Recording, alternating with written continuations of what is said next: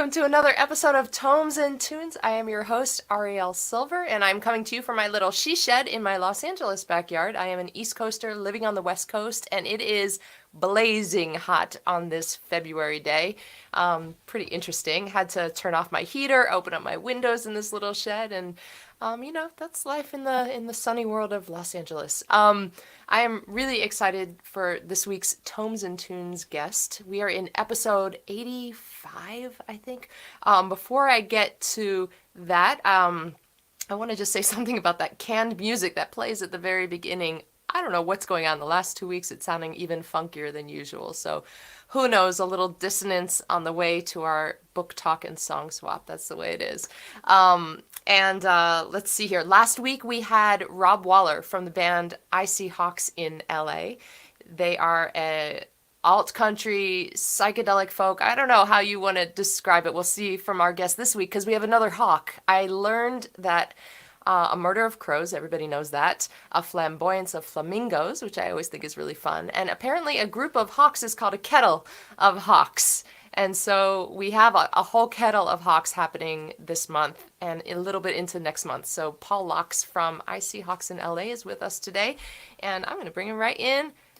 There we are. Hi, Paul. Hey, Arielle. How's it going? Good. Thanks for being here. Oh, I'm delighted to be here, and I'm delighted to learn that it's a kettle of hawks. I had no idea. I can't believe you guys have been together for 25. How long has the band been together? A long time now. Since '99, basically, and we was when we decided we would do a group. So yeah, basically 20. Wow, it's going to be 23 years. Yeah. That's a long-term relationship. That I bow to you guys. That's amazing. It's amazing, yeah. And we have Victoria in next week, right? Yes. And I think she's in the next room over from where you are. I was hearing it'll her look voice. it'll look a lot like this, I have a feeling. Yeah, kettle of hawks. I don't know. It just feels really steamy. I don't know. It feels kind of like lots brewing. Makes me nervous. Like, are we dinner? Is that what's happening? Ooh, well, at least we'll get some good music with dinner, right? Yeah, dinner. Yeah. So I told Paul last week, and forgive me if I think I told him. Forgive me if I'm repeating myself, but I saw you guys play at a house concert before the pandemic started. It was at Bliss Bowen's house in Sierra Madre, I think is where our house was. It was such a wonderful night. It was that was a great night. It was beautiful. The music, I'm talking about great music. The music was great. It was such a gorgeous setting. I felt like I was completely removed from the city of Los Angeles. And your bookcase behind you reminds me of her house because I remember, like I told you, I'm that kind of person that when I first come to someone's house, I'm just like a magnet drawn to the bookshelf. And she has a wonderful collection of books as well. Yourself reminded me of that. Yeah. Yeah. So you guys are book lovers. Yeah. Oh, from way back. Yeah. My parents both read. My mom went to Berkeley. I mean, she's from like a Bakersfield farm family, a very old California family, and one of the but went to Berkeley in the 40s. Pretty unusual, and very much a reader her whole life, and my dad was too. Both. So if you see your parents reading, I think you're going to read. So Yeah. We I think that's exactly what happened for me. We had bookcases like the one behind you in my childhood homes, and a cozy chair right next to the bookcase, and I would sit there with my own book, but inevitably, while you're reading, one of the nice things about it is you kind of look up and you wonder, it's you lift your eyes from the book. I don't know that that's something that happens as much with phones, with the screens. We're kind of suction cupped onto a phone screen as we're scrolling through, but with a book it's like you're reading and then you look up and contemplate. And so I would often look up and there was the bookshelf, and just becoming familiar with the authors and the titles and the spines of the books that kind of intrigued me. I don't know. Yeah, absolutely. Yeah. It's a different.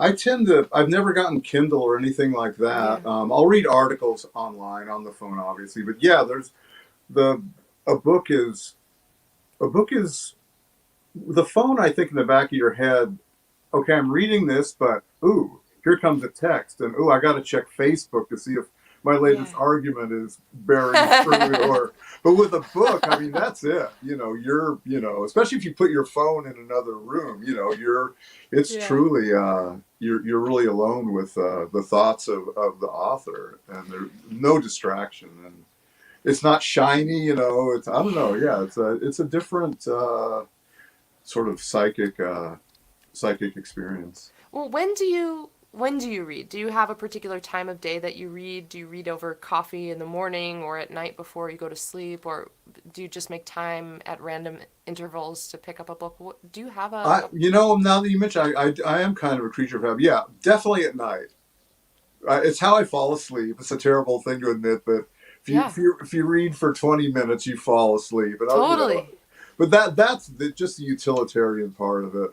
In the morning, I let myself read the news for an hour or so. Ruin my life, and then And then at the end of the day, you come back to humanity with your own book. yeah, and then I will read in the middle of the day too. If it's lunch or something, I probably get a lot of reading of an actual book at lunch, and then I don't know, late afternoon, or if I'm burned out on whatever I'm working on, that's probably when I'll pick up the book. But somehow books do get read, although I don't really carve out a schedule. But yeah, Yeah, with this show, I've never talked with people about books so much as I have for it's this great. show, It's Tomes and fantastic. Tunes. And the very first episode started because my guest was sitting with a bookshelf behind her, and I was in a different location. I had a bookshelf behind me, and we just naturally started talking about books. It was not planned, and from that point forward, the show has always been about books and songs. And Wow. you know, it never I never really thought about how those of us who really love books, who had parents who read, who were just surrounded by books, it just feels very, very natural for us to love Mhm. books and to have it be a part of our normal life. But there are a lot of people for whom books are just, I don't know, they're just like they know what a book is, obviously, but it's just not that important of a thing to them. Yeah, I mean, you read these sort of dire statistics, like most people don't read a book after high school. Right. Like the number of books they read is zero for the rest of their life, Yeah. or one or two books. Yeah, it's just been replaced. I mean, the old cliche is television replaced reading, and I think it's absolutely true. And now there's the screens available to us now. I mean, the Yeah. book is like, it just pales by comparison. The vividness of anything from podcasts to the incredible way movies look now. I mean, a book is just You create it I can all in see your it. mind. Yes, and It's all yeah. imagination. Yeah. Yeah, and you have to let yourself go there too. You really, Yeah. you pick up the book, you start to read it, you're like, is this a waste of my time? Oh no, am I going to like this? And then Yeah. 20 pages in, you're like, okay, and then 100 pages in, you can't think of anything else if Yeah. you hit a good one. And but the immersion is it's not as enticing as TikTok or something like that, where you're instantly hit by what on earth, some dazzling image or ridiculous image. Yeah. It's more subtle. I'm thinking now about the reward centers of the brain and how for for all of us, I guess we get those little sparks of ooh when we have constant stimulus, but to hold your attention on a book is a totally different experience. It's not ping ping ping. It's a long sustained attention, and we as children, just because we are around those books of our parents, we must have gotten early reward centers stimulated, in our mind from that sustained attention rather than from the ping ping ping of quick sparks, right? I don't I think so. I think it's adjusting to the rhythm, and if you're never introduced to Yeah. books, you'll never the rhythm will Right. never present itself of sitting there not moving. I mean, it's Yeah. completely it's if there's anything more passive than staring at a phone, it's probably reading. I mean, and if the book is great, you're in the mind of you and the author, and that's Yeah. it. The world kind of disappears. But It's you have pretty to sort of amazing. learn that rhythm. I think that there is a reward for sitting there doing what looks like nothing's happening at all, Yeah. and the vividness of, and the fact that there are no images too, so that you Yeah. create the images. You know, like Rob was talking about Cormac McCarthy last week, Yeah. whose imagery is, you know, if you let yourself go into what he's, my favorite book of his, I think, is Suttree. It's I think it's an earlier book. It takes place in Knoxville, Uh-huh. and you're just on the river. You're it's better than seeing a beautiful, you know, high res video of the river. It's in your own head because he's such a, Yeah. is because his skill, Hmm. you know, creates the images in your head. It's almost it's a movie in your head Yeah. that's just as real, I think, as the high res video. Yeah. Yeah. It's such a weird thing. It's so awesome though. It is weird when Thank you you. think Thank about you it. for yeah, like I've never talked Reading's this. weird, isn't it? It's very weird. And you know, words are just symbols. It's like the word a word doesn't mean anything, but yet we learn what it means. Yeah. And you know, going back to that idea of the river in your mind, it's like that river for me will look different than the river for you and different from the Yes. author who wrote about the river. You Yes. know, it's like each of us has a unique experience, but it's animated in our minds because of the writing on the page. Yeah. Yeah. Yeah. That's the. I mean, I'd never been to Tennessee when I read that book, Yeah. and yet there it is. You know, yeah, it's mysterious how that happens. Or you'll read about, you know, you're taken to Morocco or someplace that's where there's you really are, maybe it's so alien to you, and yet you're going to have an image of the Atlas Mountains or a palace or something. You'll Yeah. see something. Yeah. Do you remember what books you liked as a kid? Like younger? The book I read the most, starting probably at age 10, I was a very young reader. My parents had the Time Life series of great literature, and there were some really amazing books in there. To this day, I think of them as amazing books, just important books. The one I read over and over was Portrait of the Artist as a Young Man by James Oh, Joyce. I yeah. probably read it 15 times Wow. before I was, you know, 13. Wow. Uh, it's just, yeah. You know, I've been wanting to reread that, so I'm actually gonna write that down right now to remind myself. That's so interesting that you mentioned it. I'll probably read it again, you know, even though I read it. Yeah. I usually come back to Ulysses every 2 or 3 years. You know, I've gotten through it 1.5 times. Wow, good for You know, you. yeah, Bravo. I haven't attempted it. it's okay. It is Ulysses. I think Joyce was like, I defy you to understand this, and yet I have Yeah. friends who are Joyce scholars. They say, oh no, it all makes sense. Yeah. I can't make sense of it. Yeah. Although I had a little bit of a breakthrough reading some of it sometime last year. It's all puns, and the puns are double meanings. So if you're not trying to like, if you realize it's a pun Yeah. and don't let it hang you up, you'll realize it's a double meaning. It's the meaning of the word, and the word he's combined it with for the pun is also a layer of meaning, rather than just, why did he write this nonsense? I think, I'm starting to believe there maybe is a purpose to every single sentence I I'm like talking about Finnegan's Wake. I'm sorry, his last book, okay. which is, it's just incredibly dense, and it's user unfriendly, and I can't read it, but Ulysses all makes sense. You know, I don't think that every book is for every person, and I don't think that Yeah, you know, I think that different writers feel differently about this, but I like writers that assume their audience is smart enough and will rise absolutely, to the occasion rather than absolutely, dumb down their writing, absolutely. you know. Um, I mean, I think different authors probably have different feelings about that, really, but there's something about being elevated by a writer and by the writer saying, you know what, I am like, meet me on this plane. Hmm. I'm going to define the rules of this world that I'm creating, this narrative, both the story itself and the way the story is told. And I'm going to assume that if you have opened this book, you are ready to join me in this plane. It's like they're opening their door for us. Yeah, yeah. Yeah.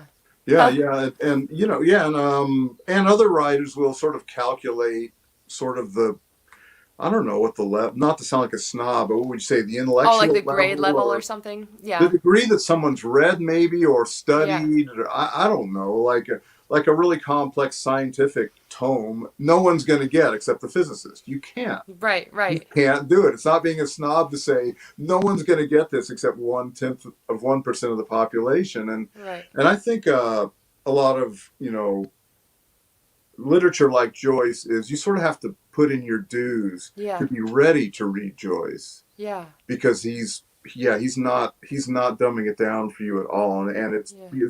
his references are obscure, and he's not, his sentence structure is insane and it's complex and it's work, but it's very, I don't know, maybe it's Stockholm syndrome. If you get through a paragraph of Ulysses and you've made sense of it, you're sort of great. You're sort of proud of yourself just for, I cracked the code, Yeah. So I don't know. It's Well, and that he's a tough one, Joyce.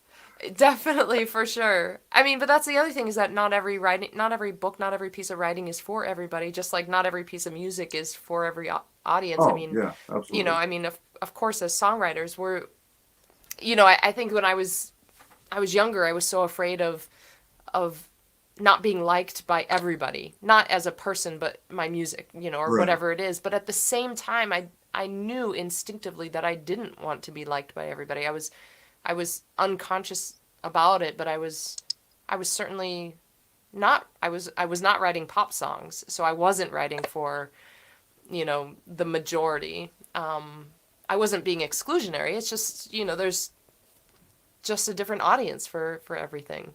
Yeah. Well, maybe you were writing more about what's actually on your mind. That's Yeah. there's a that's sort of a dividing line for me is people who are, I can, and I'm interpreting, and it's all artifice. You can present yourself as someone who's writing about what's on their mind, and maybe that's calculated too. But my favorite songwriters, I feel like they can't help but revealing something deep inside, Mm. and they're not really, and sometimes it's they're trying to write a pop song, but they can't help it. They're going to reveal themselves. Mm. Maybe it's about that. And I think there's songwriters that absolutely, there's just like this is my job, and the calculation is just, it's what I notice most about the song is, and I don't buy it quite as much as Mm. a song that seems more vulnerable or more where the writer was open to whatever's inside while they're writing. Yeah, That that's an makes sense. interesting idea. And maybe a good segue for a song. Sure. Well, yeah. This is a brand new song that Rob and I are currently working on. So I don't know. It could be one of our orphans, or maybe it'll make it onto a recording. But I completely changed the words, so just to mess with him. So Rob, this is it's not completely different, but it's a lot different. It's called "Did You Ever Get Back to Ohio?" Did you ever get back to Ohio? Did you ever get back to Ohio? Did you ever get back to Ohio? To get it back before it closes? Ohio.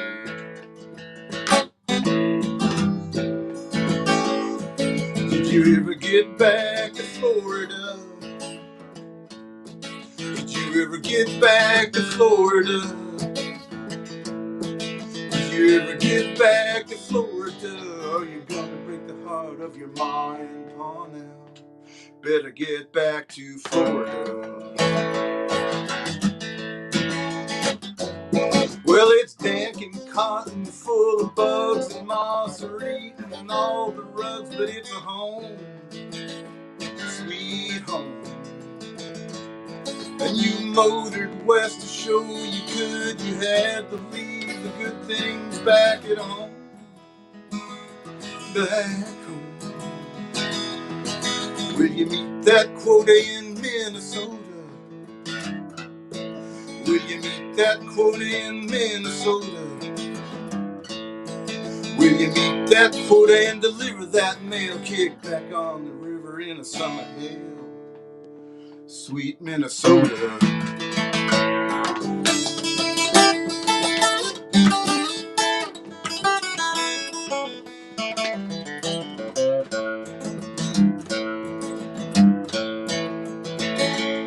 Did you finally marry in Tennessee?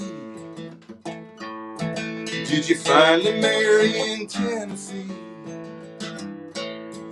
Did you finally marry Gary in Tennessee? Did you cash that check and get some property? Good old Tennessee. Well, you can't catch a wave, you can't catch a good burrito. Gonna catch a good fever if you don't have a heater back home. Back home. And I ran away with all I couldn't see the good so good at home. Back home, I was poisoned by the beauty of the California dream. I was hooked on my vanity project, but now I'm clean.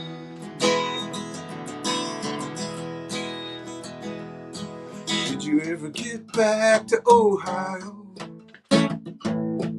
Did you ever get back to Ohio? Did you ever get back to Ohio? You better get back, I hear it's closing.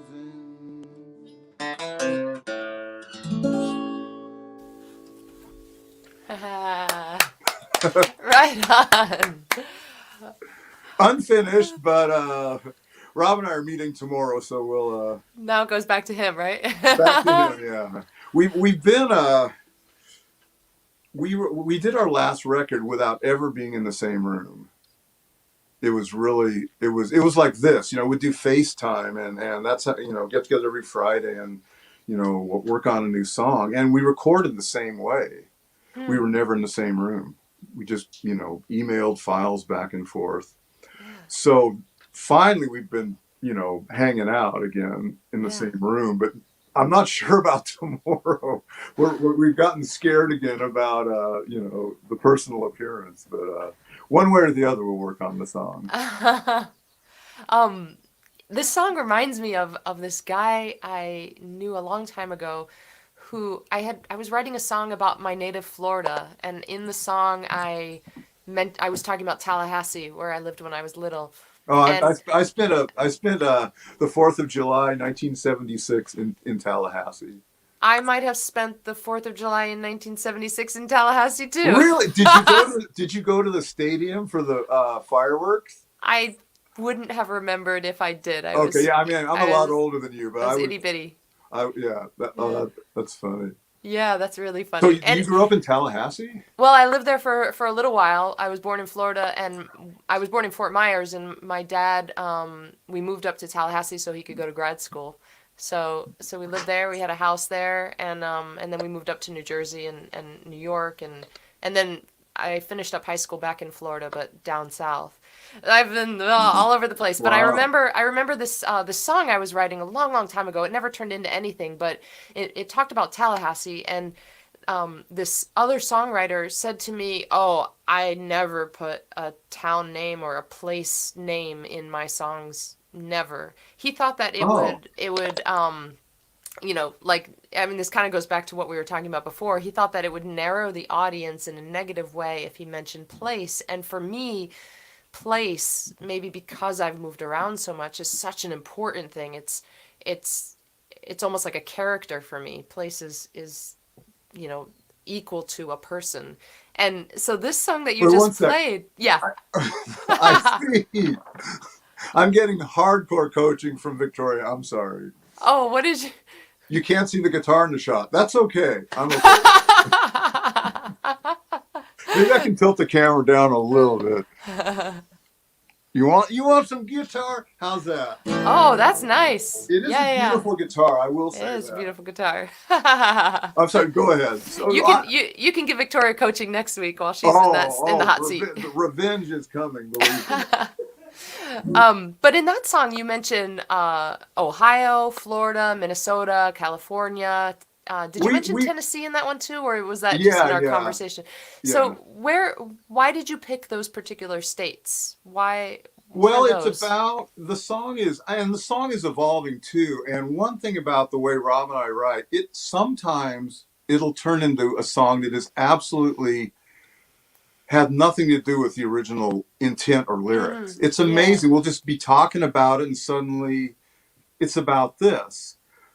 So for the moment, I mean, I basically had "Did you ever get back to Ohio?" That's all I had, and Yeah. so then Rob and I started working on it, and It's such a great line that I would have said, oh, you should repeat it, but you definitely do repeat it in the song to great it effect. comes I love and that. maybe and if that's more of a hook, then maybe Ohio will replace Tennessee again.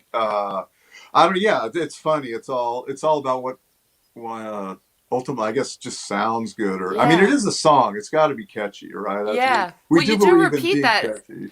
A few of the Icy Hawks songs have that repetition of the first line, the Yeah, first line, the first line, the first line, and then another line. And you did true. that in this Yeah, song too. yeah, yeah. It's this is almost a blues form, but not exactly. Where you repeat the line, but it's kind of about is about people who have left to come to California. Yeah. And you did that. I mean, did you come to California to for your career for music or? I am the only person who has ever moved to Los Angeles to quit music. I moved here to quit. Oh my god! I had recorded 3 albums back in Boston, Oh my god! and I had toured the country with my band and was burned out, exhausted, lost my way, my vision, everything. I just felt like music and I had been in. That was like my first marriage was to music, and Yeah. music and I divorced, and I moved to Wow. LA, Wow. and then I lived here for 10 years before coming back to music. Wow. Yeah. That's a very unusual story. Yeah. Yeah. Wow. Well, no, that's Yeah. But great. most people come here for the industry, right? Yeah, whether Yeah. it's music or obviously all the entertainment thing. Yeah. This is about some of that. It's not necessarily about to do music. It's to come to California because it's California. Yeah. And what are you leaving in Florida? I mean, Yeah. and we spent a lot of time in all these states. So we're not just sort of throwing out names. We've played these states many times. Rob's from Minnesota. Oh, right. Okay. So we have very strong impressions of all these places. I hope we're not being condescending about the great heartland, but it's kind of about what did you give up when you left Ohio? Yeah. Parts of Ohio were incredibly beautiful. Florida, Minnesota. Yeah. What's so great about California? You sure this is, what's the trade off? And maybe you're going back. Yeah. And maybe you need to go back now before, we tend to be a bit apocalyptic in our themes. Yeah. It's kind of like, well, better back to Ohio while, the interstate's still open. Hmm. Um, I guess Hmm. it's about staying in touch with who you are. Right. Like half our band, like I'm from California. I never left. Paul, our bass player, never left. And Victoria split from Chicago, and Rob left from Minnesota. So two of us made the big leap, and two of us never had the imagination or daring to go anywhere else. So it's a real different Hmm. life experience. Sometimes I'm like, why didn't I move somewhere else? Hmm. Why did I just stay here? I think that I think that a lot of people come here, you're right, for that vision of they have a vision of who they are in the future, and they come here to meet that person, and Yeah. they come here for themselves or for their vocation, the thing that they love. Mm. And they still have a strong identity in relation to where they're from. And for me, I don't have an identity. I don't have a strong identity of being from a particular place, except that I have this. it's almost like the white space. Like it's harder to describe. It's like, how do you describe a black hole except, or how do you see a black hole? It's only that there's an absence of light. And Hmm. for me, there's an absence of home. And Oh, so, because you move so much, that yeah, kind of thing. Yeah. yeah. And Yeah. so, there's this other thing that, for that kind of song, I'm like, wow, I wish I had that feeling of, there's so much back there in Florida, Ohio, Minnesota, whatever, Hmm. um, but I don't know if I'm better or worse off for not having that magnetic pull to the, to my past I homes. think the people that just moved constantly, army brats, people like that, Yeah, you gain something that someone yeah, who stayed in one place didn't. yeah, I don't think there's an advantage to, staying in one place or not. It's just you're a different person for it. yeah. I mean, we actually moved a lot, my family, even though we stayed in California, we moved every year in high school. I moved. Wow. My dad's job, he just kept bouncing around. So you sort of Mm, learn to never unpack, and yeah, you sort of learn to make friends quickly, and then you don't see them again. It's yeah, I don't know. There's a lesson to be learned from the maybe things seem more transitory if you move a lot because they are transitory. That's a reality, yeah, where if you grew up in the same house your whole life, it's like that's it. There might be yeah, a certain rigidness there or yeah. parochialness, but yeah, I think every life experience is its own spot on the everyone has an insight into what Into this. another piece of it, right? It's like we all Yeah, have like those big pictures that you find at airports or something that are made up of all the teeny tiny yeah, yeah, pictures. It's yeah, like each of us is one of those little squares, and yeah, we get that little piece of the picture. yeah. You mentioned that you lived in a lot of places in California, and as you said that, I had a flash of a map in my head and remembered, of course, that California is basically from Florida up to Maryland's ish, it's on the East Coast. It takes up a it's lot of big. space. So if Yeah. you had had that exact same, upbringing on the East Coast, you would have had a story similar to mine, where you lived in this state and the other state, etc. But because you were in California, you had different towns instead of different states, and there's That's something about true. that, like that Yeah, California yeah. identity, right? No, and they were different. I mean, I know I was born in San Luis Obispo, and my dad, my dad came out of, he's an East Coast guy.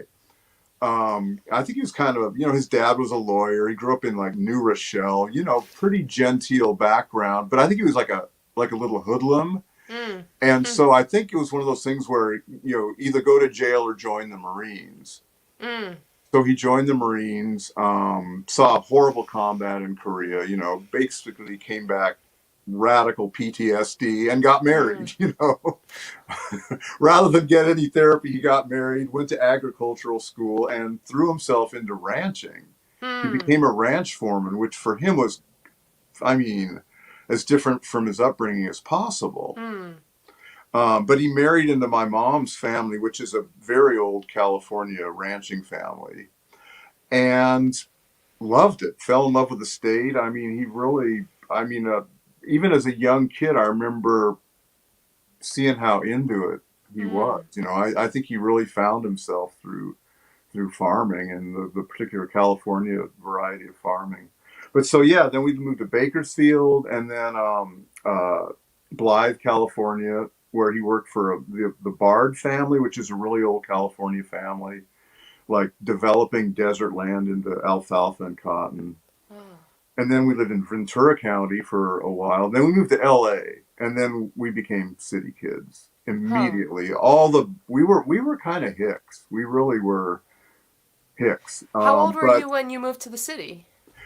12, Okay, so you were a hick child, moved to the big city, LA. yeah, What was that like? extremely traumatic. Oh my God, it was horrible. I mean, I remember walking on the sidewalk going, a sidewalk.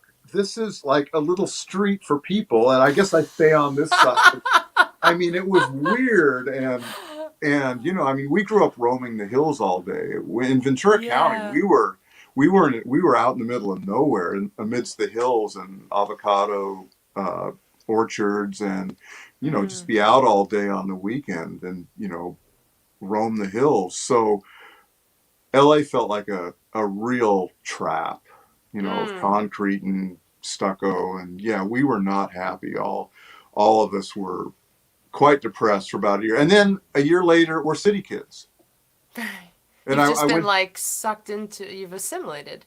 You've been, yeah, it was all, and we were going to Catholic school for the first time, and we were raised Catholic, but suddenly we're in Catholic school. And that's a different thing, right? oh my God. I remember sitting there of seventh grade and the nun is like talking and I'm like, I literally don't understand what she's saying. It's this whole vocabulary or what are you talking about? And I was a year behind because Catholic schools are pretty they crack the whip. So there wasn't time to to remain depressed. We were just immersed in this new life Yeah, yeah. and it You was got on great. that sidewalk was like a conveyor belt. Like you just stepped Yeah, on, and then you're just like carried that's through, right? yes, it was more like a conveyor belt. Yeah. So yeah, we were transfer, and we've been city kids ever since, city Yeah, people. So, but I'll always feel a little bit like a hick in the city in the back of my mind. I'm not quite as urban as, yeah. even though I've been here forever. I still sort of feel like an outsider a little bit. You know, and I have to say that that's something that I think that's why I feel at home here. Oh, Because I think that for some people they have a clear sense of home and other people like a home is where they're from and other people have a home of where they're going to. hmm, And I think that I feel most at home when I am a, around a lot of people who are not from there either, sure, whether it's yeah, because they were running through the avocado orchards of Ventura County or because they came from wherever else they came from. Because yeah, yeah, a lot of yeah. people have moved here from somewhere. Yeah, yeah, Um, yeah. I guess I would put myself in that category too, even though I'm a Californian. It was a drastically different experience and very molding and yeah, Los Angeles is. I have a certain amount of pride for Los Angeles because I know people.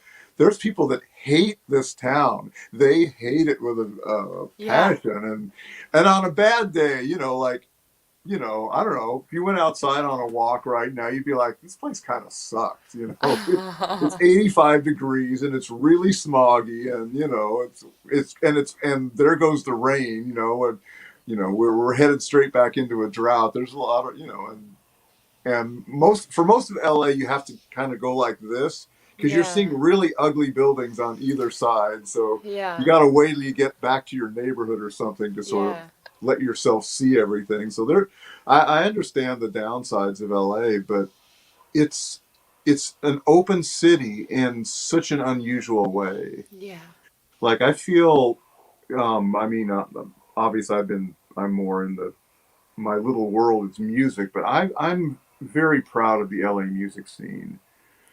I think it's always been really open, really non-judgmental. People actually support each other instead of being jealous of who's doing this or jockeying for this and that.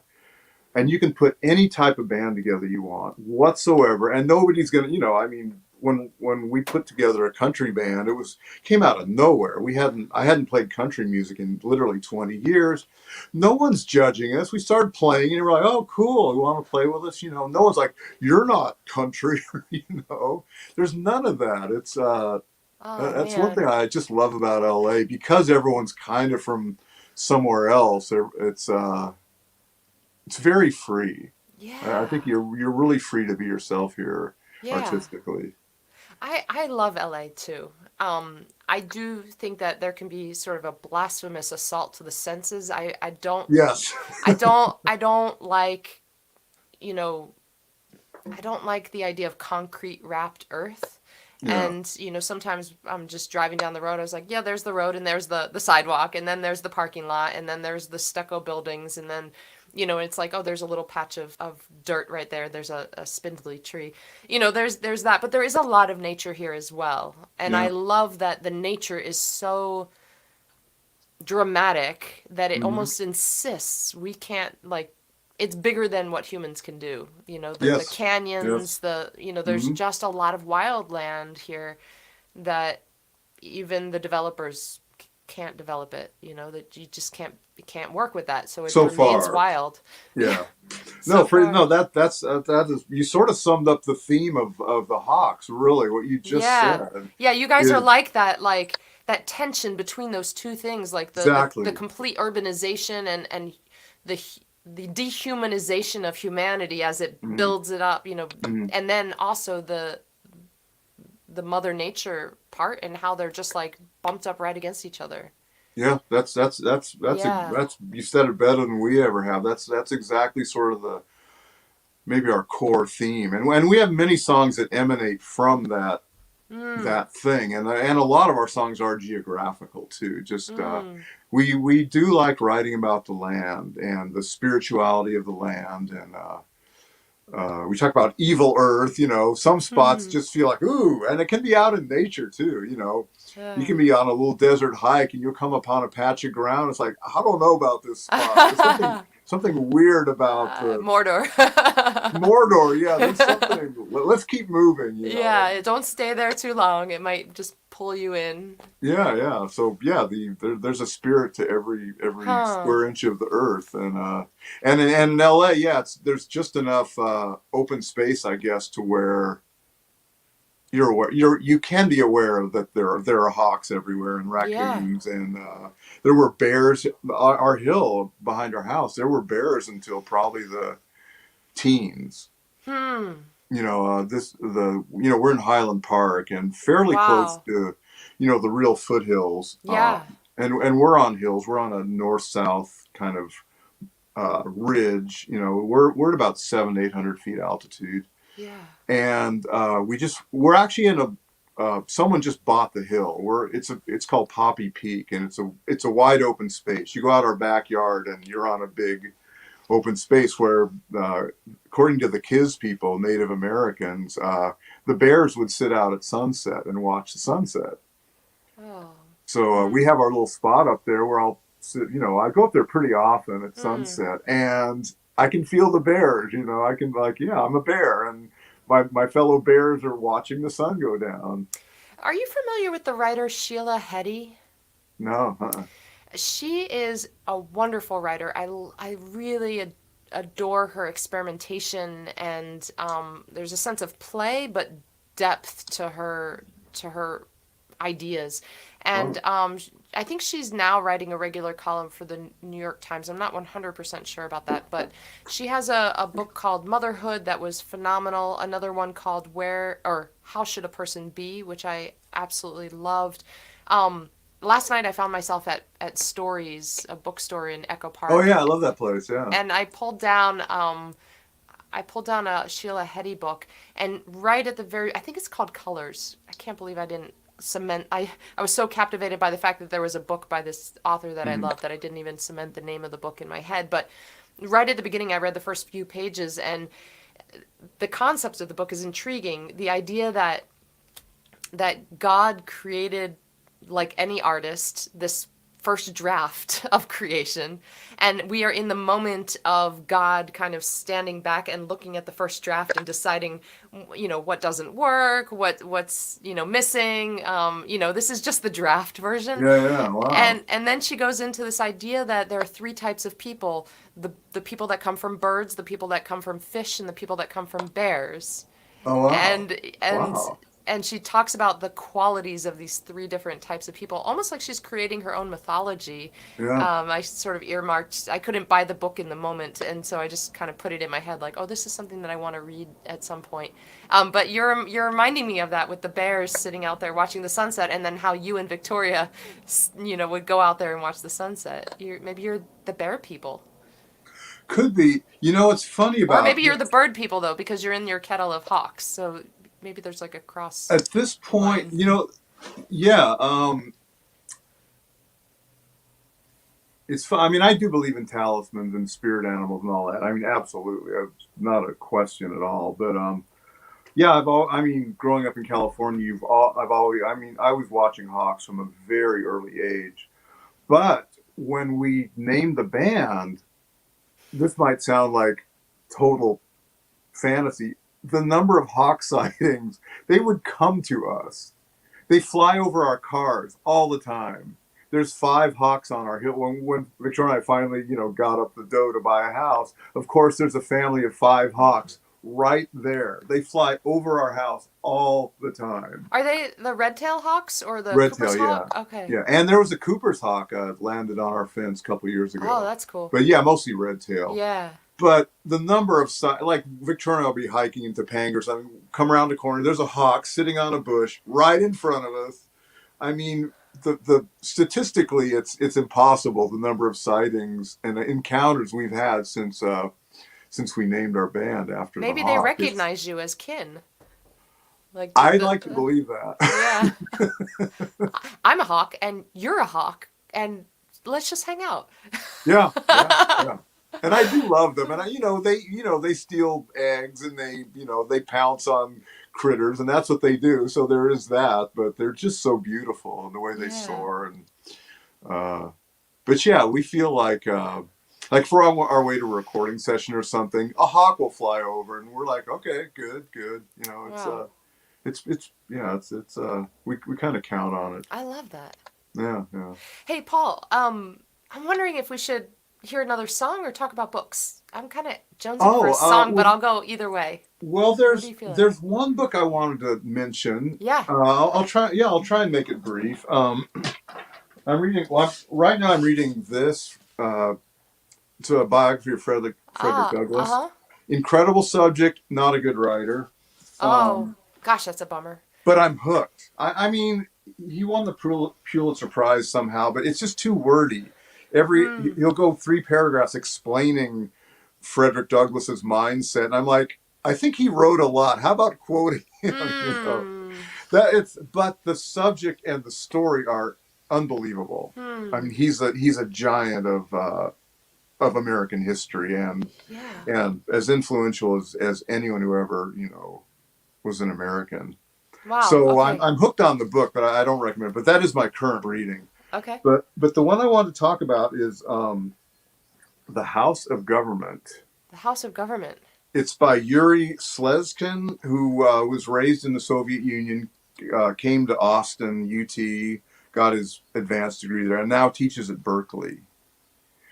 And this book, The House of Government, was built in the Lenin era to house Soviet officials.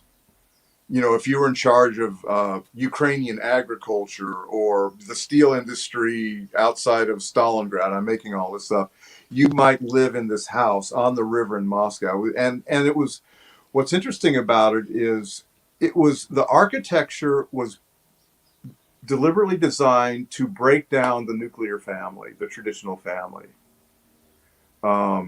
And so it's not just a metaphor for communism, it's literally a mechanism for creating communism in the average Russian or Soviet person's head, to transform them from whatever they were, a farmer or a factory worker, into a communist, which is severing all ties to your family.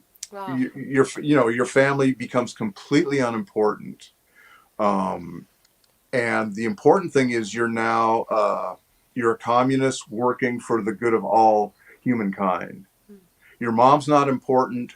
Humankind's important. Your children aren't important. Your spouse is not important. What's important is that you are a Soviet citizen, and we're marching forward quickly to completely level the playing field and make all of Earth completely egalitarian. The dictatorship of the proletariat. Literally, the consensus of every person determines where humans are going. Wow. So is this a novel or it's complete nonfiction, but it's written with the daringness of a novelist. I mean, he'll go off on. It's basically the structure is the history of Russia from, say, 1900 to the worst of Stalin's purges. And the Stalinist purges, that period of 5 or 10 years, was a nightmare. It's certainly equivalent to Nazi Germany for the citizens. It was where you would have to rat out your mom Yeah. or you rat out your son, you literally, or you'd be machine gunned. I mean, you literally could not trust anyone. It became that claustrophobic. Uh, Stalin would have, 1,000 people whose job was to execute people who weren't ideologically right. Then those 1,000 people would get executed. Oh. I mean, it really did happen, and I wasn't aware of that. I've always had a lot of sympathy for socialism, and I'm very anti-capitalist and all that. But Russia under Stalin was really a problem Do you for have a do humankind. you have a little passage in there, Yes, like I a do. paragraph or something I like that that you do. can I give do. us?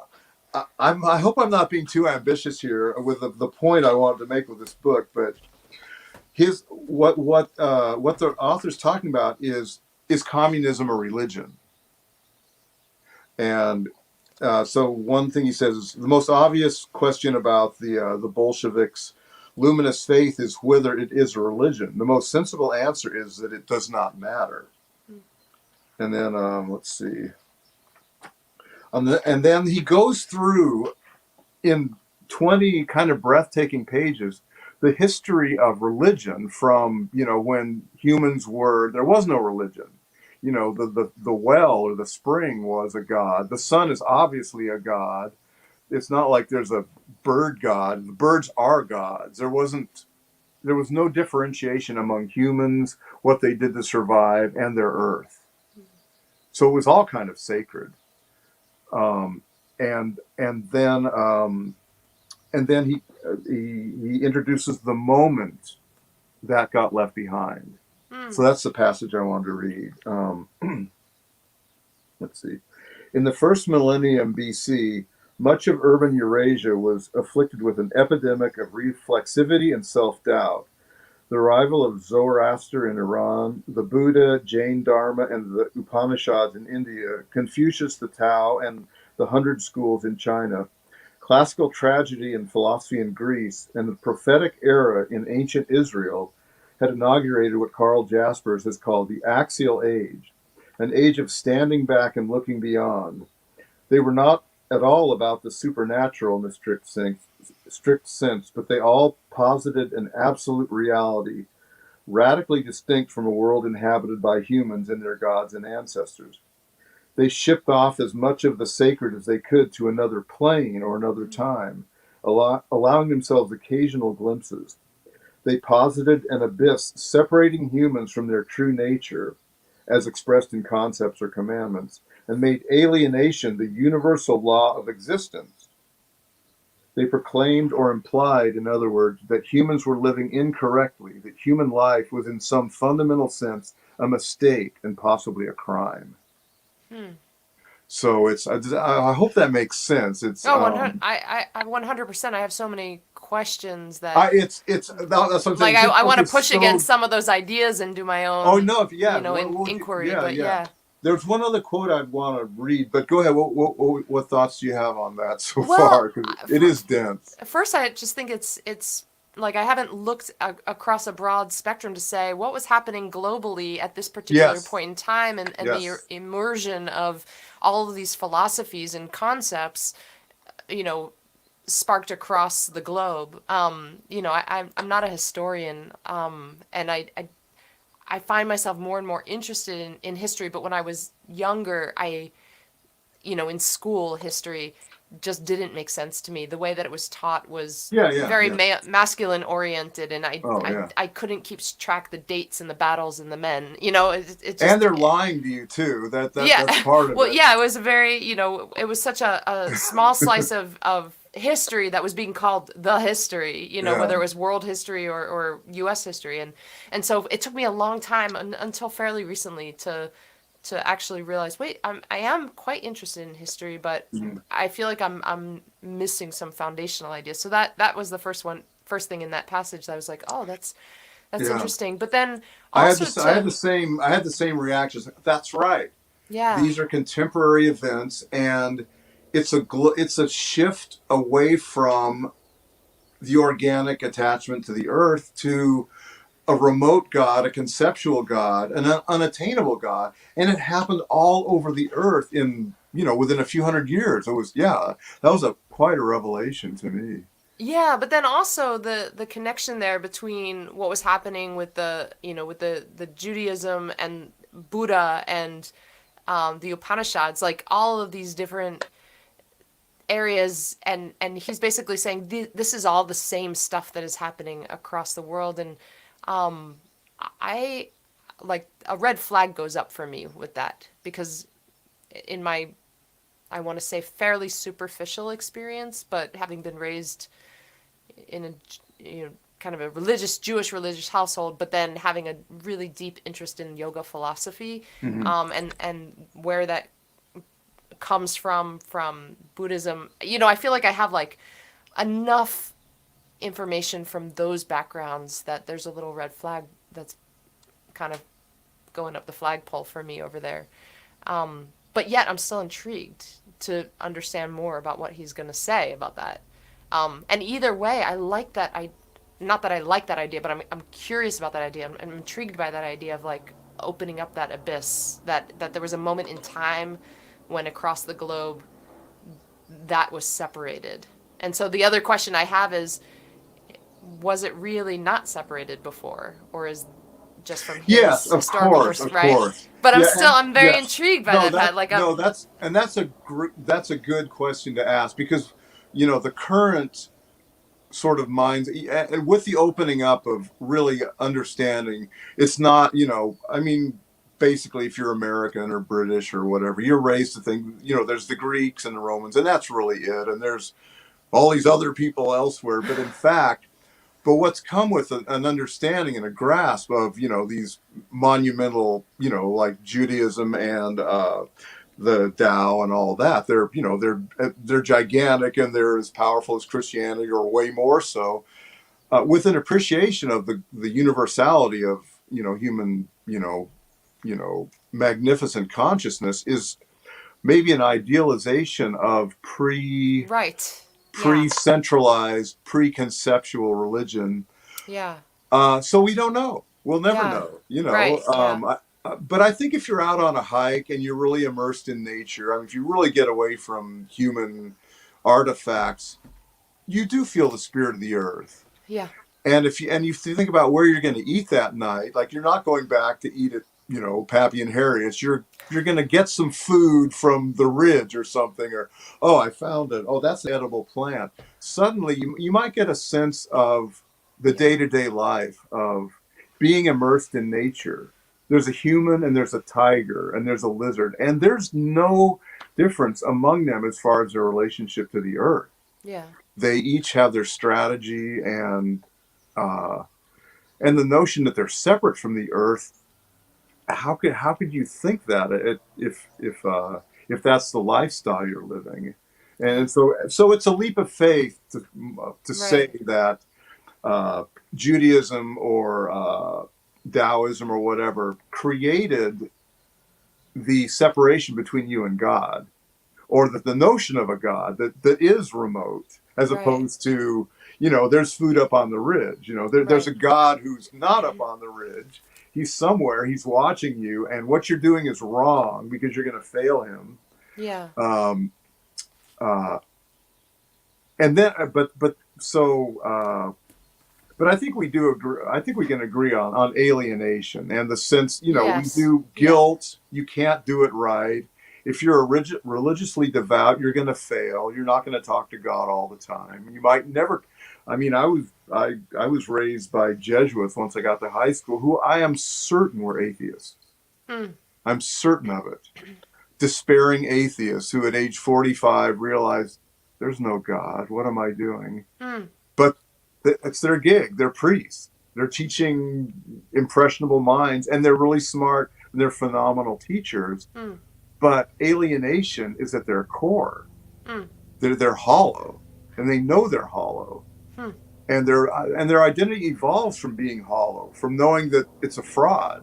Hmm. And it's part of the sense of humor of Jesuits too. Is like it's so dark. Hmm. They have a. I'm very generalizing here based on my own experiences, but Yeah. uh, my impression of these people was lost souls who are also really smart and aware that they're lost. Mm. So, but anyway, where he's leading is this sense of your existence is false and fraudulent and crime. How do you redeem that? Well, he calls it millenarium religions, like Christianity, Christ. Christ comes along and says, we're going to change your terrible predicament right now. That's the nature of a millennial or millenarian religion. Instant results. Mm. Anything from Scientology to early Christianity, I mean, you name it, they have an instant solution. Hmm. Go with our program, and in 2 years, everything's going to be better, and you will transcend, and you will be whole, and all that. Hmm. The promises are gigantic, and it's there's hundreds of these sort of salvation religions, Yeah. and so this author's point is communism also a millennium religion? And you're convinced that it is. And in fact, that it's Christianity rebranded. Oh, that's an interesting thesis. Yeah. That's And it an died. interesting Too. way to think about it. It was a revelation for me because communism is considered a super rational, the very opposite of, religion is the opiate of the masses. And Right, yet, yeah. Stalin is a god. He's literally treated as a god. Lenin is treated as a god. His embalmed body is on display for millions of people to visit for, quite a few years. He was and quoted as a god and infallible the way a pope or a god is. So you're pretty convinced that it's a religion as much as any quick fix that invokes God. So Very intriguing. it's yeah, and then Yeah. the book is about this building which it houses thousands of families, and it becomes almost like a holding cell for Stalin. Who's Stalin going to execute next? Mm. They're living in this building that's basically was built for the elite of Soviet society. But it when everyone starts getting executed, suddenly the place is haunted because 3 generations of people that were executed were living in that apartment. They get executed, someone else moves in, they get executed. And it's all factual. And it's such a startling story that it reads like fiction, but it's pretty corroborated, the death toll of the Stalin purges.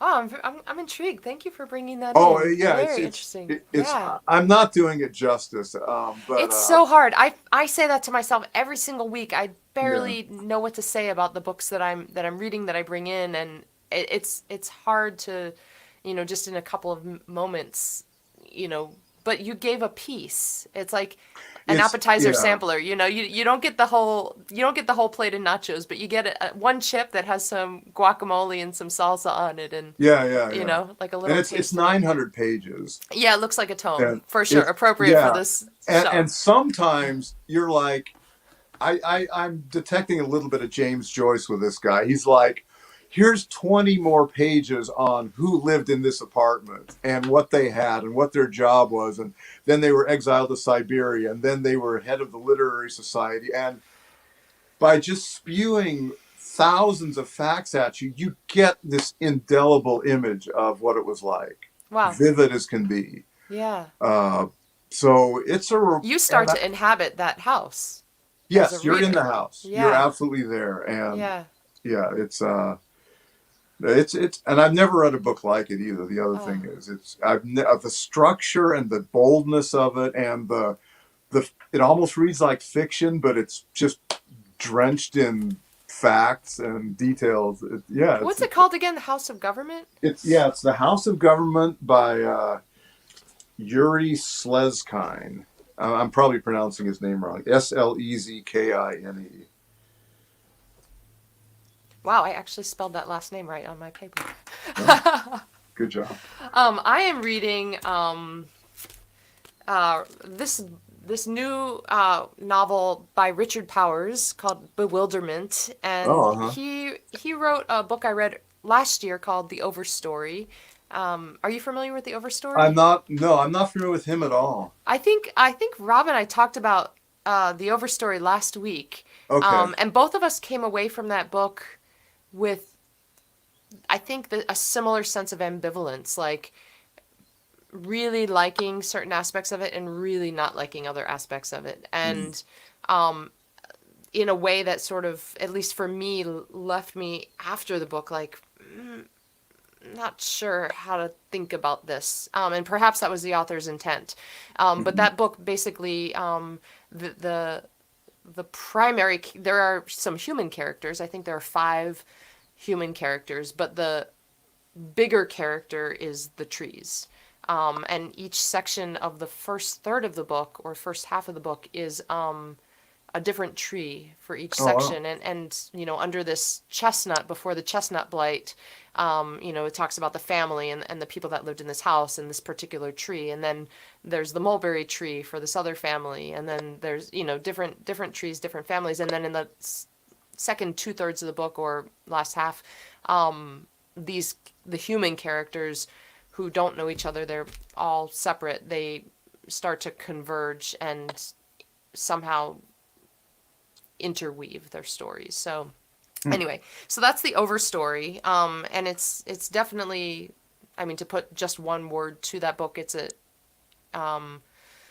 or two words, it's about environmental justice Oh in the end, wow. but it's a work of Oh. fiction. So Okay. anyway, so this book, Bewilderment, I'm still fairly early in the book, but it's a sort of a braided narrative where the primary story is about this father and his relationship with his son, who is somewhere on the spectrum and has a lot of behavioral challenges, Oh, but is okay. Yeah, I also remember you very, very talking about. bright. Yeah. Okay. Yeah. Yeah. Yeah. Yeah. But then the other parts of the book remind me a little bit of, if you're familiar with Italo Calvino's Invisible Cities, or Einstein's Dreams by Alan Lightman. This book is similar to those. Though Italo Calvino's The Invisible Cities, each chapter is a different imagination of another world, of another city. And in Alan Lightman's Einstein's Dreams, each chapter is a different dream that Einstein might have had leading up to his development of the theory of relativity. And so Oh this wow. book, Wow. braided through this narrative about the father and the son, are these and all the chapters are very short, just a page or two or three maybe, but braided in through that story of this guy and his son are these short chapters about, I guess, imagining what life on other potential life on other planets might look like. Wow. Planets who are not like Earth. Because there was a long time where people were talking about, are there planets out there that have life, and looking for duplicates of Earth, basically. Right. Right. But the father here is a scientist, and he was like, well, what if what we're looking for is completely outside of what we see here on Earth? What if life looks very different? So I'll just share this little piece here, which is one of the planet chapters. He says, on Geminus, we were trapped on opposite sides of a terrible meridian. The planet's sun was small, cool, and red. Geminus lay so close in that the star had captured its rotation. One side remained forever in scalding light, the other side stayed night, icy and perpetual. Life germinated in the strip of twilight between permanent noon and midnight. In that band between burning and frozen, winds whipped the air and currents drove the water. Creatures evolved to exploit the loops of energy, moving bits of morning to warm the blackness and bits of night to cool the endless blaze. Life pushed deeper into both halves of the wind-whipped landscape. Tendrils of habitability seeped down canyons and up watersheds, creeping from the temperate boundary toward the extremes. Life on Geminus, and I love the name of this planet, it's like Gemini, like the Yeah. twins, Yeah. two Yeah. opposite sides. Life on Geminus split into two kingdoms, one of ice, one of fire, each adapting to half of the bipolar planet. For the boldest pilgrims, there was no turning back. Even the temperate boundary strip became fatal. Intelligence arose twice. Each kind solved its own impossible climate. But the minds of day failed to find the night intelligible, while the night's minds couldn't comprehend the day. They only shared one bit of common knowledge. Life could never exist over the edge. We traveled to Geminus together, my son and I, but we each arrived alone. I found myself in a wind-fed channel on the side of constant day. I searched throughout the habitable strip but couldn't find him. The local inhabitants were no help. I'd imagined that people of endless day would be cheerful and upbeat, but their sky was filled with one single unchanging light, blocking out all signs of a universe. They lived as if there could be nothing but here and now and this. The thought stunted them. Their sciences and arts had stalled in infancy. They never even invented the telescope. On Geminus, seasons were places. Walking a few miles toward the boundary belt took me from August to January. He had to be somewhere on the side of constant night. What people would he find there shaped by lethal cold? Cunning and ingenious, diggers of heat mines and farmers of subterranean fungi. Brutal, barbaric, and depressed killers competing for every priceless calorie. He had been looking for me as well. Nearing the temperate boundary belt, I saw him a long way off, rushing from the other side. I broke into a run, but he held up his hands to stop me. I realized, there on the edge of darkness, he had seen the raw night sky. He'd looked at stars as no one on earth ever would again. He'd seen change and time, cycles and variety, math and stories as countless, subtle, and various as the black-backed constellations. He called to me from over the standing edge of dark, "Dad, Dad, you have no idea." But I was trapped in light and couldn't cross over. Wow. That's like, is that considered science fiction, or would you classify that as science fiction? You know what? I mean, the main character, the father who imagines all of these worlds, he is an astrobiologist and he loves science fiction, and he talks about, the science fiction books of his youth.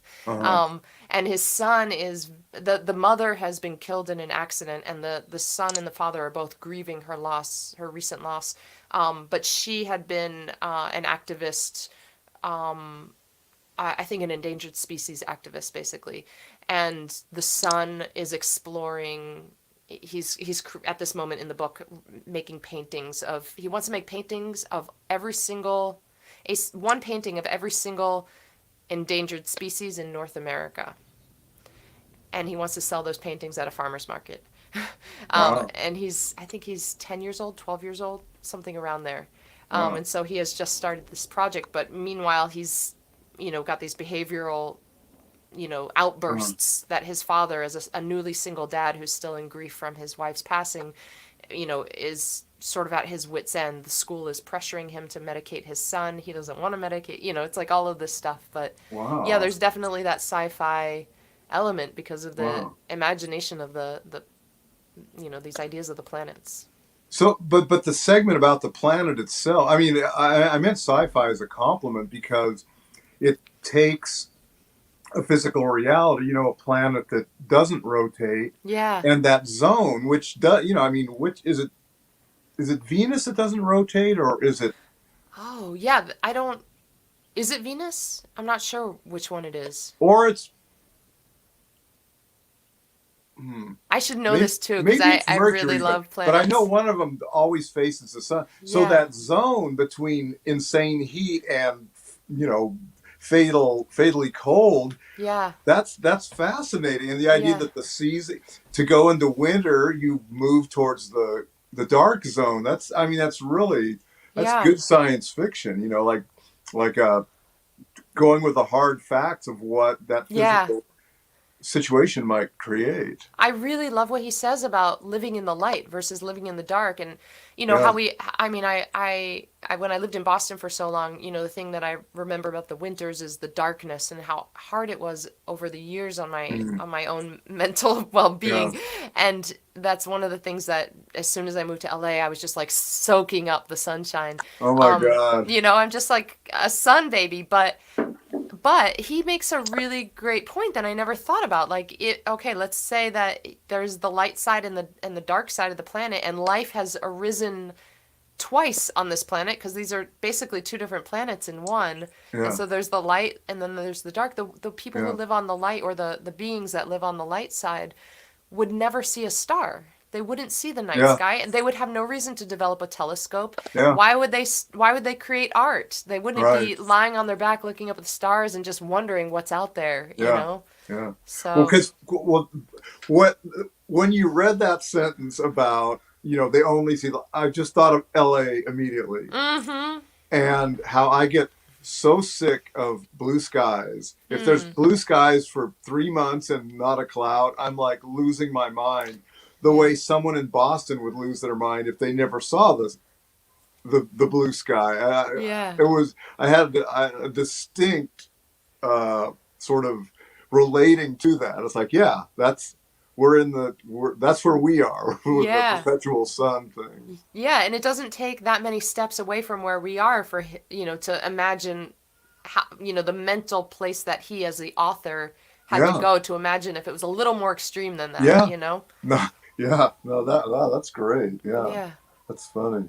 Yeah, because people, I've never lived in winter, and people have said, I'm like, I would love it, and they're like, no, you wouldn't. So Yeah, that's well, funny. you could try it for a season. I've toured in the winter where I've Yeah. been in the cold for 3 months, but it's not the same. Yeah. Yeah, I think that there's a quote that's been going around. I can't remember where it was, but I don't know if it was a Joni Mitchell quote or if she was quoting someone else, but basically it was like, if you want to do the same thing over and over again, have a lot of relationships. If you want something different, stay in one relationship for a long time, because Oh, that's where the 100%. difference is in the depth, not the Yeah, breadth, yeah. right? Yeah. And Wow. Well put. and to like visit places, it's like you get that breadth of knowledge about the places, but to stay in a single place for a long time reveals depths of that experience. Yeah. Yeah. Wow. Yeah. Paul? Wow. That's So trippy, good, right? that passage. Yeah, that's great. Does Rob have that book? I might have to borrow it from him. I don't think that he has Bewilderment. I think that Oh, okay. he might Oh, have. that was the other one. Okay. Yeah, he might have Overstory, which, ask Rob how he feels about that, or just, listen to what he said in the last episode of Yeah, Tomes yeah, and yeah. Tunes. But, he and I agreed that we both really love the story of the chestnut. The opening of the book, the first third of the book, I really enjoyed a lot, and I would have been, I think it won the Pulitzer Prize, so there's that. But I would have been very happy with the book kind of staying in that sort of short story, exploring a human or a family of humans and their relationship to this tree or group of trees. I would have been very happy residing in that pattern for the whole book. None of the characters are likable. That's not really an important thing in my book. I don't have to like the characters, but I also felt like there was a depth of character that didn't quite hit for me. The trees, yes. If the trees were the protagonists, there was a lot of depth to their character. Wow. So, Wow. yeah. Hey, Paul, will you play us another song? And Sure, then I'll play yeah, a song yeah. and we'll take us out. Okay, yeah. This is a short one. This is, let's see. This is from our recent record. It's about Muhammad Ali. This was originally just one verse. I want it to be like the shortest song ever written, and Rob's like, let's do one more verse. So it's still pretty short. Let me start over.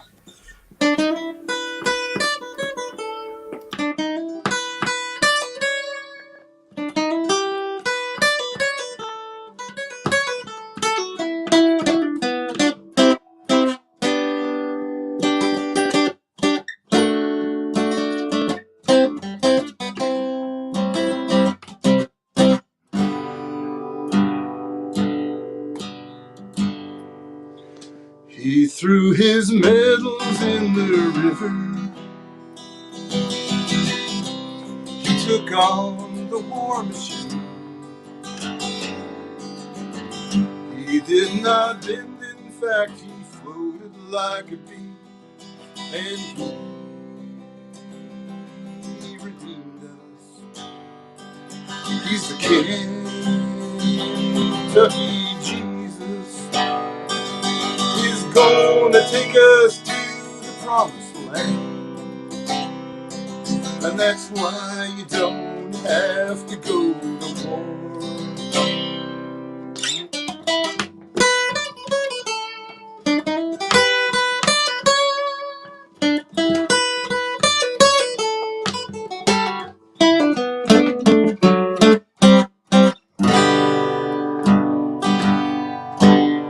Someday we'll wade across that river. I can see the other shore. He stands in muddy clay and robed in silver fleece. He'll soothe and feed us. He's the Kentucky Jesus.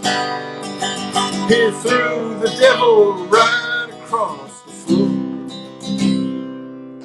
The baddest man to ever stop a war.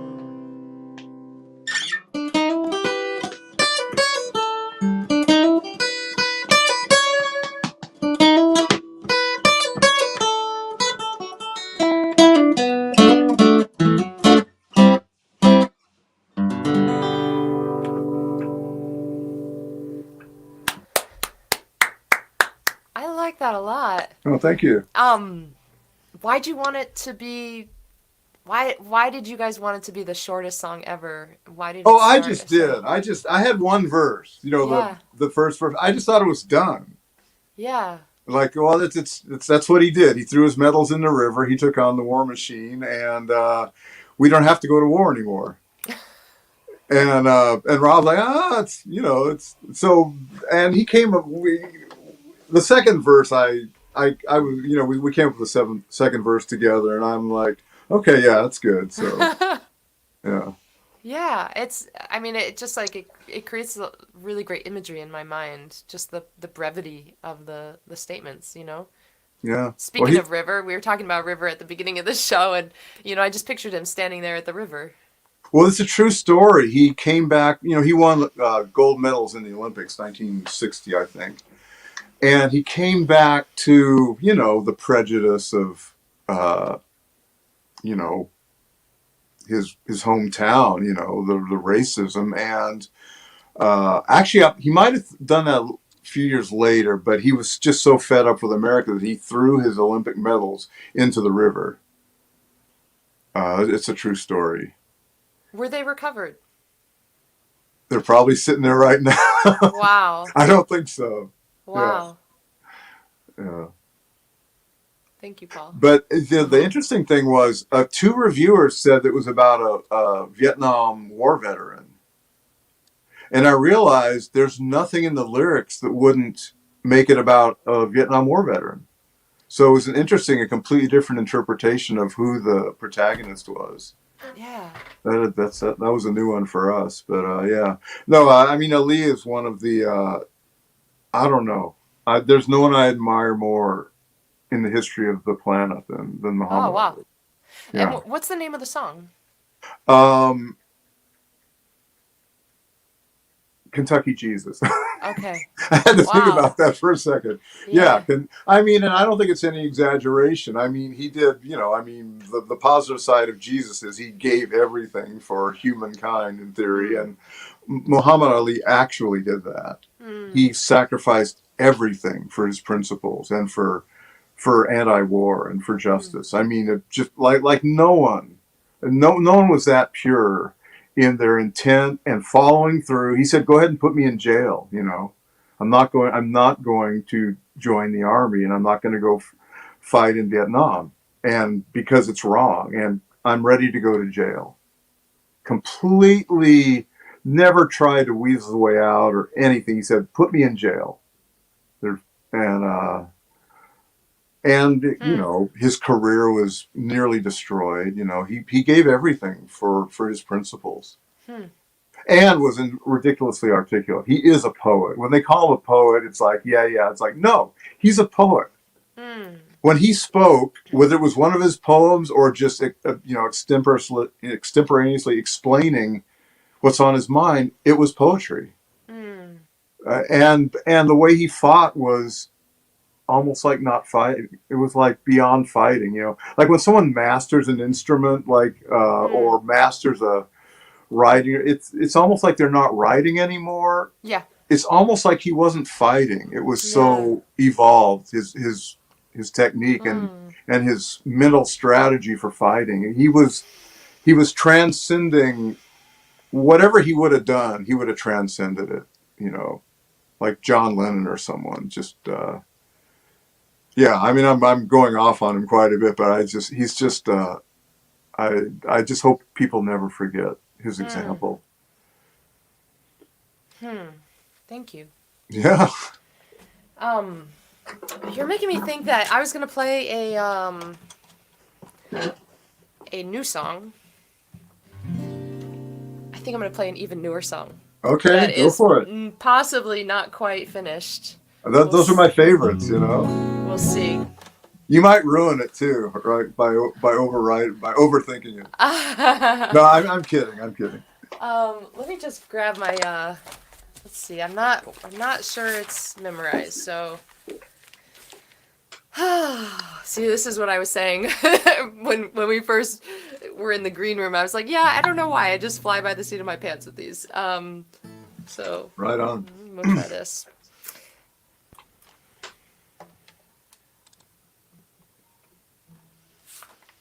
Ooh, nerve-wracking. Okay.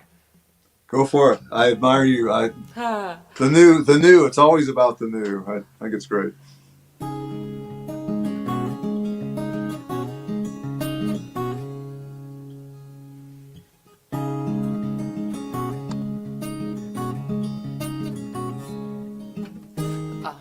Up at the ring, the fighters are tugging at laces. Up at the ring, they're punching their fists at the air, stepping like dancers, glaring like tigers. They say you get good at whatever you do. Over and over, they say you get good at whatever you do.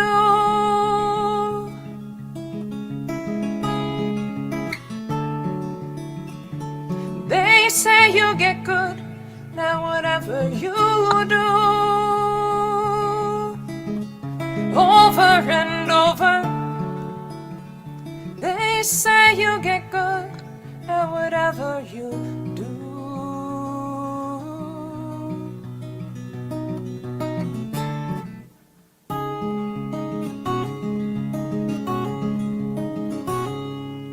Down at the house, the windows looking at a battle. Down at the house we're thundering words we don't mean. Spitting our coffee, yelling like banshees. They say you get good at whatever you do. Over and over, they say you get good at whatever you do.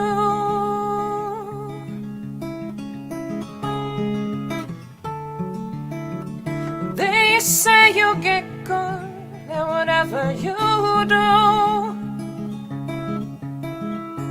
Over and over, they say you get good at whatever you do.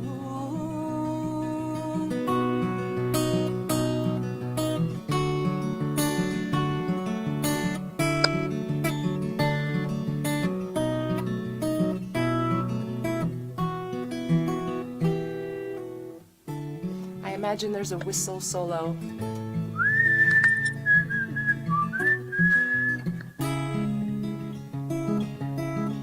Or something like that.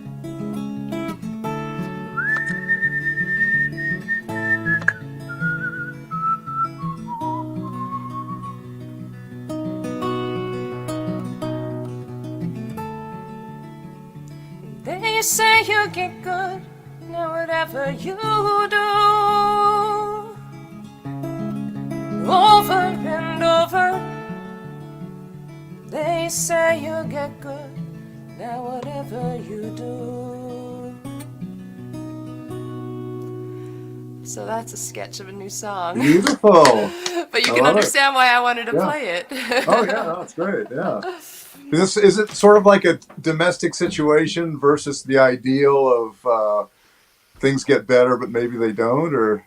You know, I say to my yoga students all the time, you get good at the thing that you do over and over again. And I was originally a woodwind player, classically trained, and I felt like I practiced mistakes, Oh, too many yeah, times, and I would yeah. learn how to get really good at the mistake. And then I realized, that in a lot of relationships, very argumentative relationships, it's like, what are you getting good at? Are you getting good at Okay. being angry Yeah. and argumentative? Okay. Are you becoming a good fighter, or are you getting better Right. at Oh my love God. and Yeah. so Wow. that's where that song came from. Yeah. Great. Great. Yeah. I suspect it was so. I didn't get the twist about you get good at the negative, but yeah, Yeah. that makes perfect sense. Wow, that's really good. It's great. So there you go. Nice. I like the chords. Is that open tuning or is that a No, it's standard standard tuning. tuning? Wow, Yeah. really cool chords. Thank you. Yeah. Yeah, I beautiful. just noodle around. So, No, it's beautiful. Paul, it has been so fun talking with you today. Likewise. It's such a pleasure to The get to time know has you. flown. It has. It really has, and I can't wait to see you guys as a band play again in person. And Yeah. I can't wait to just have a conversation like this Yeah. in person. We should do a show together, I would love to. That would be Maybe wonderful. James will throw one of his soirees again. Yeah. Hey, James, psst, if you're listening. We'll bug Yeah. him. And I don't know. Hopefully, the live thing will open up again. It's maybe we're finally at the cusp of that. I hope so. I think But, we are. yeah. And whether that is true or not, it makes me happier to think that we are. And so Yeah. in this present moment, I'm just going to say I think that we are moving toward that, and Yeah. it makes me happy now rather than Yeah. the other statement, which makes me very sad. Yeah. But in the meantime, writing songs it's our lifeblood. Totally. I'm glad we both decided to do new stuff because that's what's happening. Yeah. And it's Rob and I and Victoria and Paul, we're always saying, you know, staying with music really has gotten us through this without us losing our minds. I feel like we came Yeah. through it probably less emotionally scarred than a lot of people just because we had this gift Yeah. sitting in our lap and we chose to, stay with it. And Yeah. it's just, it's music's for us more than Yeah. anything.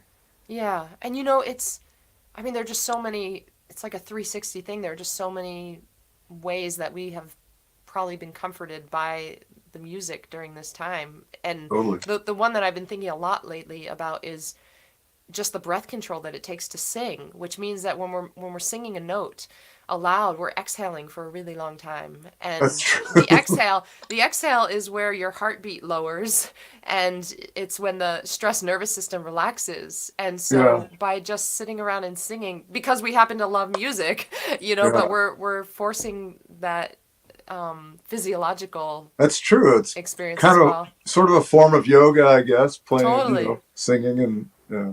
Yeah. Yeah.